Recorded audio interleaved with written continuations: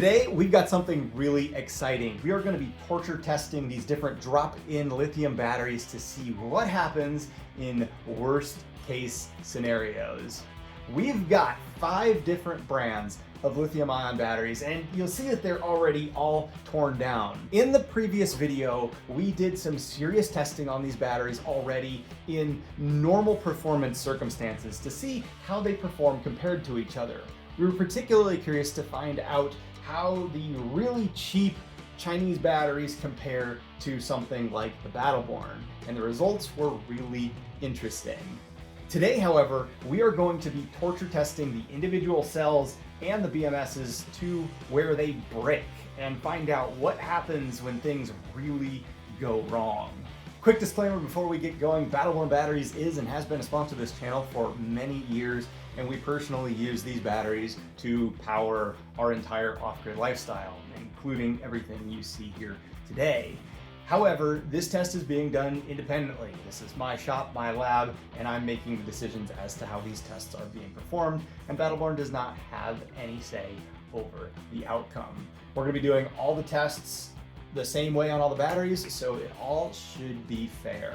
And I'm very interested to see what the outcomes are. So let's get going.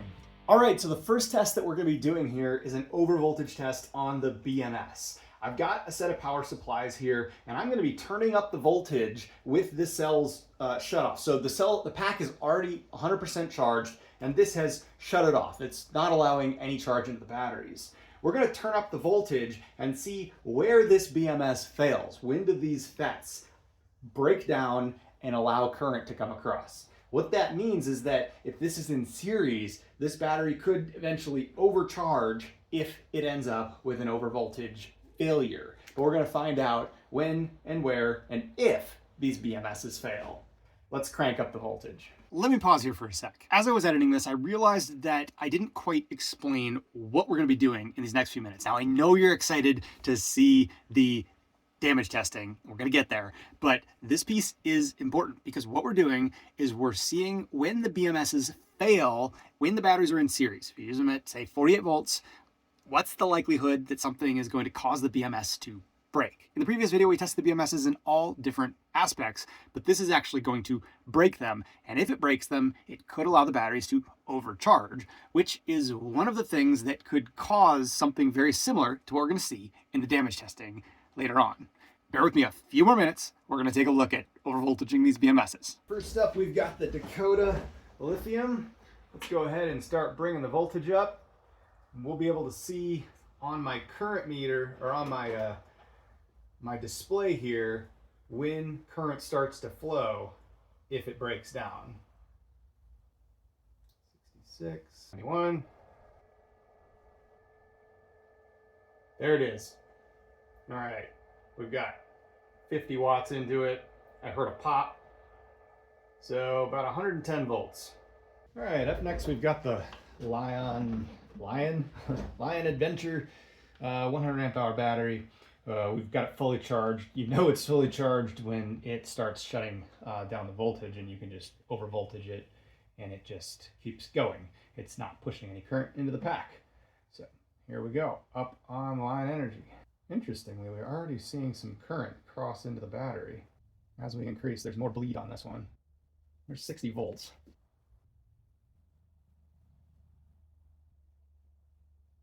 $117.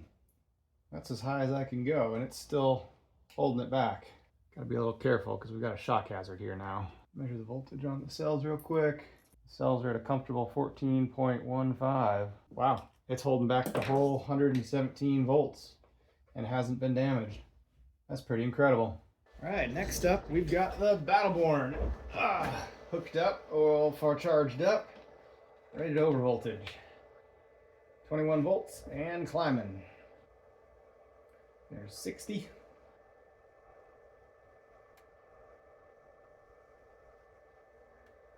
There we go. So that one's actually failed the lowest so far. Yep, there is no overcharge protection anymore. All right, so that was a 72 volt failure. I guess that's the reason they say never more than 4 batteries in series, because this battery really can't handle any more than 48 volts. Okay, now we have the Renogy 100 amp hour here. As you can see, there we go. We are fully charged. Let's see where this thing breaks down.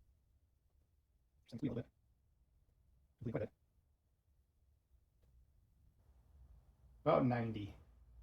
It completely fails. Boom, and we just burned it out. It's reading 13.79. That's the voltage of the cells, basically. Yeah, we're charging. This battery would overcharge now.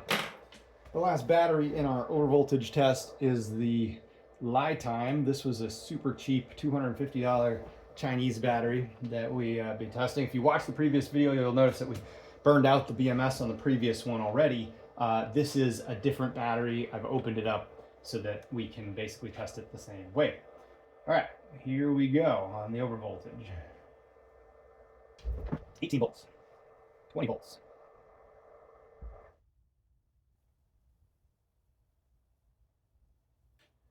Boom. Wow, that one failed early. And it's completely dead. We burned them all the way across. All right, our LiFeP failed at 65 volts, which is way too low. You can easily charge close to 60 with a 48 volt configuration. You are pushing the limits at 48 volts with this cheap pack. I wouldn't do it. I just wouldn't do it. All right, today is damage testing day. We got out the big guns to just try to get some good slow motion footage of this, because I'm sure you want to see what happens with these just as much as I do. Let's do it. So we're gonna do the testing in the bucket, I think, and then have some emergency water to dump it into in case we have kind of a runaway reaction. All right, so here's the setup. We're gonna put a screw into each one of the batteries here in the bucket of the backhoe. We've got ourselves a bucket of water just in case things really go awry. We can just pull it into the water. We've got fire extinguishers and extra water around here. We've got high-speed cameras in both directions, so we can hopefully capture this really well. And handy cameraman. And we've got... Hey, thank you guys. That is Peter and John of the RV Geeks, if you didn't recognize them. We're going to do the first test with the batteries assembled, and we'll see if we get any propagation through the cells. This first test, this is the one with the failed BMS. We'll see what happens. All right. How are you feeling right now? Are you excited? Yeah, this is going to be fun. Never been able to do this before. Can you get me one of the folding chairs? Oh, we got some smoke already.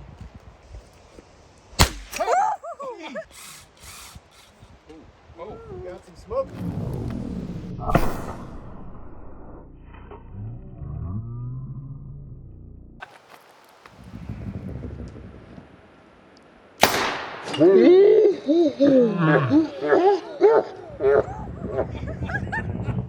Well, that was startling. Yeah, very startling. Blue, It's still going. Oh, God. Yeah. Still going. getting hot. Going over here. Oh my gosh. Oh my gosh. Wow. I'm glad I'm not over by the cameras. Watch out, everybody. Come in before you, John. Come in before.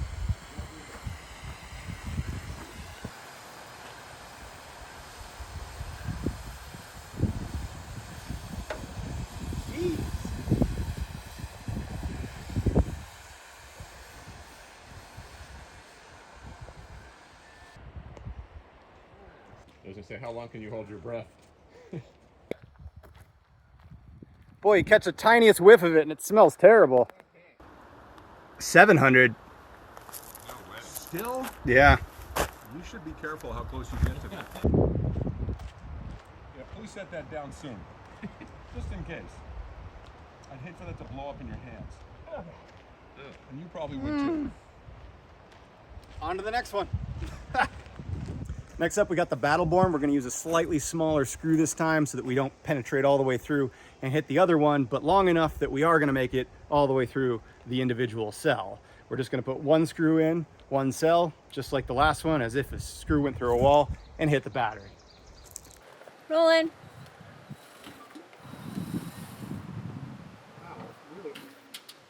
Ah, Cut. How about you grab a few screws? Can't even bend the thing. Okay, we got it done. All right. Now it should go in. Then go when you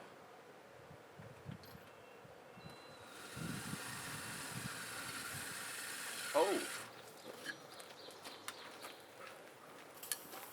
that was exciting.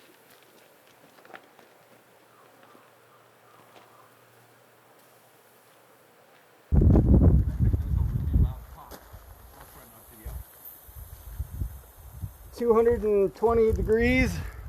It's starting to melt the casing. It makes me feel safer having that under my bed. In the initial reaction within the first probably. And so much less gas. So much less smoke. I know. It's lost its pressure already.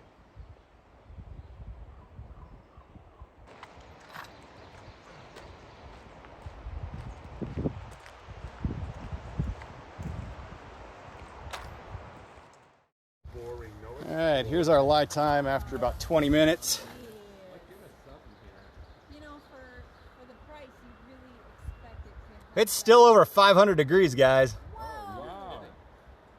Want to do something fun? The pouch cells, I think, are going to be a mess. Oh, really? I don't know, but yeah. Which one's this? This is a Renogy. Okay. What do you think? Upright? This one doesn't have a. I screw straight down into it, no? That's how it. Well, That's how it was set. yeah. On the side? This one is the Renogy, the pouch cells. Again, we're doing worst case scenario, which would be kind of like screwing up from the bottom, but we're going in from the top. And what do you expect is going to happen? Kind of like the prismatic, I expect it'll balloon a whole lot and off gas a ton. This don't have the overpressure valve, so it'll probably just balloon and then maybe rupture. I don't really know. I don't know. The fun part is we're going to find out. We're going to get to find out. Woohoo! I'm gonna hold my breath and puncture. 3, 2, 1.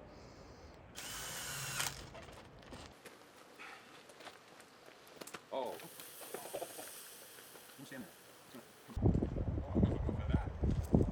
It's not good. How hot was it? About 350. I expect this one to go up like a bomb. Oh, it's getting worse. Oh, it spit out the screw.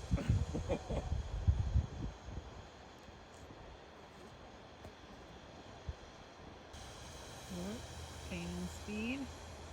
Weird how it goes in waves. Yeah. I think another cell might have gone.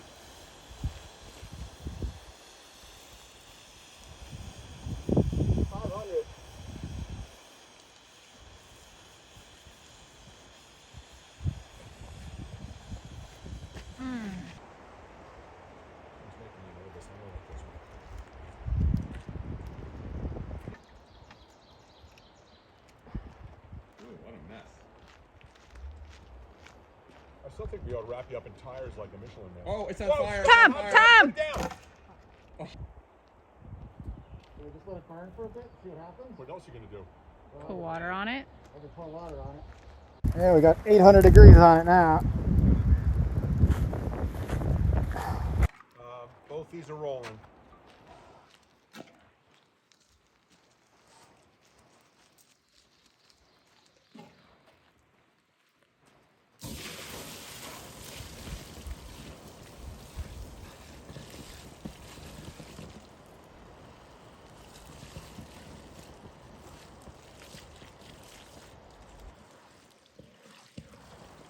It's definitely cooling off. It's not going out.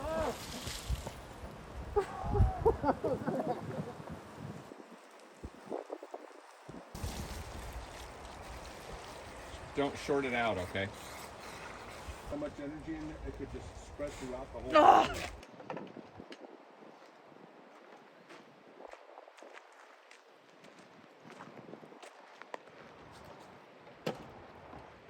You should get away from there. I think this won't quit.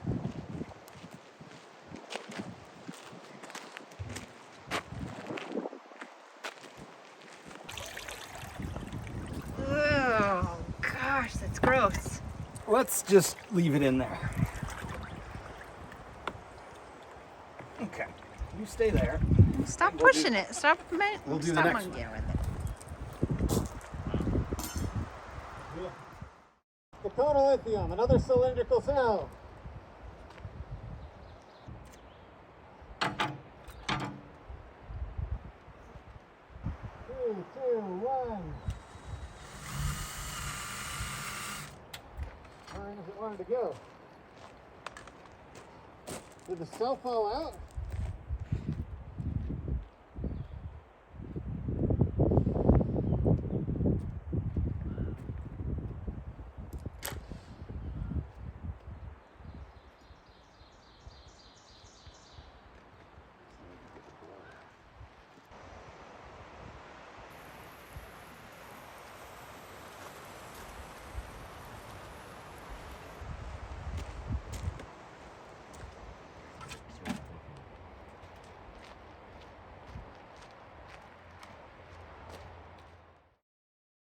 Three, two, one. Oh, Careful, that might. oh yeah. That sounds like it's Don't get hit by that screw. Oh no. Get back, get back, get back.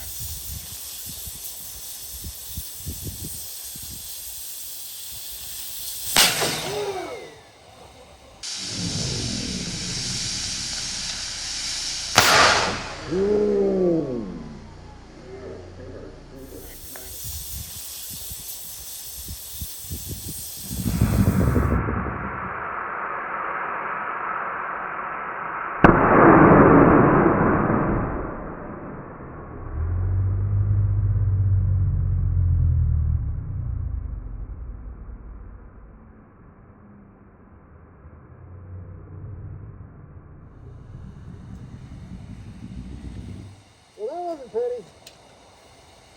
Save the best for last. It had to blow its fast. Don't go near that thing yet. Just remember, we're recording sound if anybody's interested. This thing can't see the smoke at all.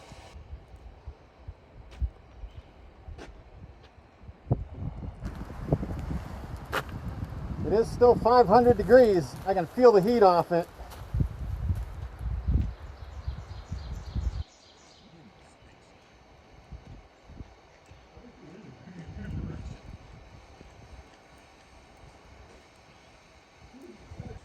Can't get away from it. Jeez, that thing's still going, huh? Serious. A lot of energy in there. Woo! And imagine if that was encased in a sealed enclosure. That's the what we were enclosure just might talking explode. about. Correct. And plus it would keep that cell in closer proximity to the other. What was the heat on it? About like 300.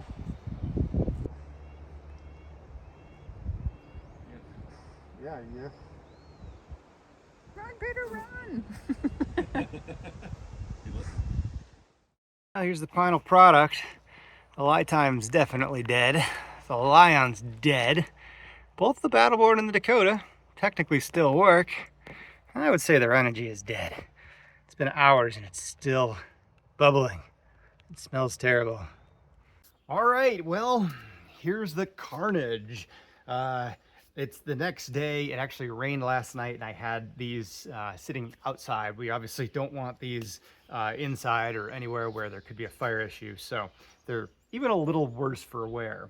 But the Dakota went ahead and self-discharged and seems completely dead. All the rest of these are obviously dead, but I hooked up an inverter to the Battleboard and believe it or not, it still works, which is kind of crazy. So what have we learned from this? Well, the thing that I learned the most is that the gas production from these batteries can be absolutely insane. I actually wanted to continue testing these batteries. I wanted to overcharge them. I wanted to try another one of these nail puncture tests with one of these prismatic cells upside down, because we learned in the previous video that the LiTime could accidentally be installed upside down pretty easily. And what would these vents do? I'm not quite sure.